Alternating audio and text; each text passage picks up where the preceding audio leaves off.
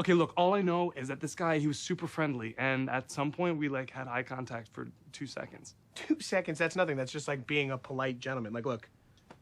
See? I'm not gay. That's not 2 seconds. You want to do 2 seconds? 2 seconds. Here we go. 1 Mississippi. 2 Mississippi. Oh! Wow! Weird tickle. See, so he's gay. He's gay.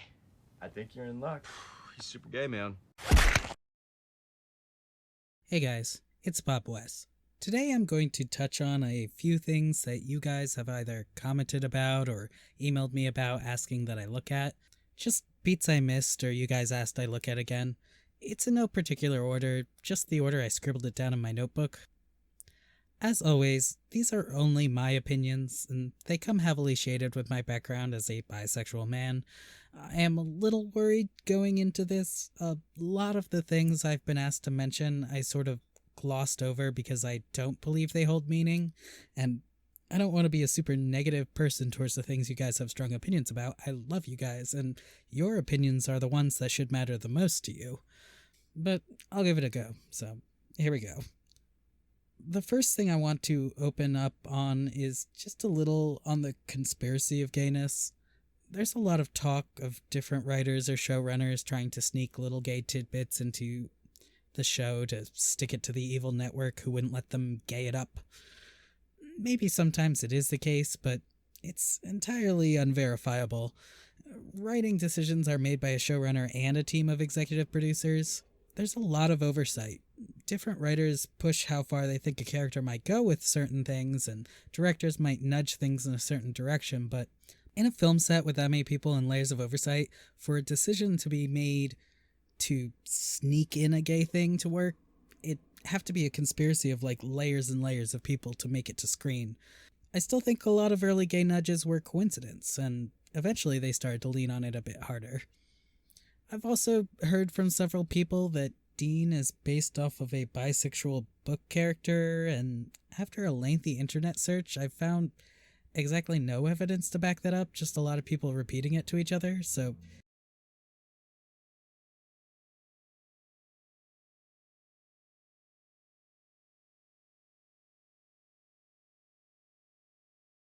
I think that Jeremy Carver pretty early on had a vibe that Dean could at least be bi-curious, and he built on that.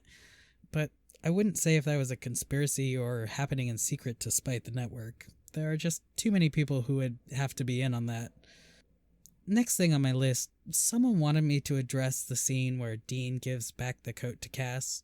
Both the fact that they cut Part of me always believed that you'd come back. and the fact that they changed the lines around that entirely from the original script. I personally felt that it was a lot more meaningful that Dean just kept the coat nearby for himself rather than that if he kept the coat because he figured Cass would be back, so I didn't care for the line that much to begin with. Second, the original script is available online. Misha auctioned it off to a fan for charity at some point. It's overly flowery how it's written, not very in character for them. I think they fix it up to about what it should be. The end result is still the same. Sarah Gamble wrote that Dean kept the coat as a reminder of Cass and moved it from car to car with them, so good on all that. Let's move on.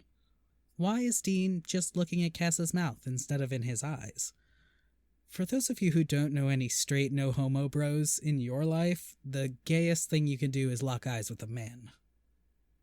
Looking into another man's eyes is so goddamn gay to them. Dean, for the most part, looks off to the side, not wanting to look at Cass, and then he glances back, taking care not to look Cass in the eyes to see if he's still there until he backs off. That being said, methinks the lady doth protest too much. Rampant, overdramatic heteronormative behavior is a telltale sign of repressed homosexual thoughts. Another point brought up a lot is this moment. I absolutely do not think this was intended to be anything, and I don't think it was anything. Don't get me wrong, I love this moment taken out of context. Much like Cass and Dean looking at the motel bed, out of context it tells a humorous story. In context, Dean was sitting, his arm was resting against his leg. His conversation with Sam about Cass getting out was anything but happy. His mind was thoroughly focused on how much of a bad feeling he had about this. He wasn't in a headspace to be turned on when Cass walked back in. He tensed up because Cass walked in on him talking about how he doubted the circumstances under which he returned. That's a twinge of discomfort. His half smile afterwards is yeah, everything's good. It's a cover-up. It'd be a bit of whiplash to go from, you see what's wrong here, to, oh man, he's hot, in like 2 seconds. Dean doesn't let go of any emotion that quickly, especially not negative ones. And then last, but not least, Naomi's office lighting. This one is complicated in that I don't have a clue about it. Thomas J. Wright does seem to be one of the more open to Destiel directors there, so if someone did want to sneak something through, so to speak, perhaps he'd be open. He is the final authority on visual decisions. That being said, who decided to light it that way in the first place? Probably the gaffer or best boy. Could have been the DP, but probably not. Production designer or set deck could have had a say. Whatever, not important. The question is, when they were lighting it, did they decide, this has to look different and intense, let's use 2 conflicting colors, and pick pink and blue? Dumber shit has happened. I'll be perfectly honest, if it's a straight cis sausage fest there, the likelihood of them having any idea what a bi flag looks like is low. Now it's a pretty well-known icon, but to older Hollywood, I've met a lot of electrical teams wouldn't know any flag beyond the traditional gay rainbow. It'd be ridiculous today for something like that to slip through, but 2013's on the edge. It really honestly could be a coincidence.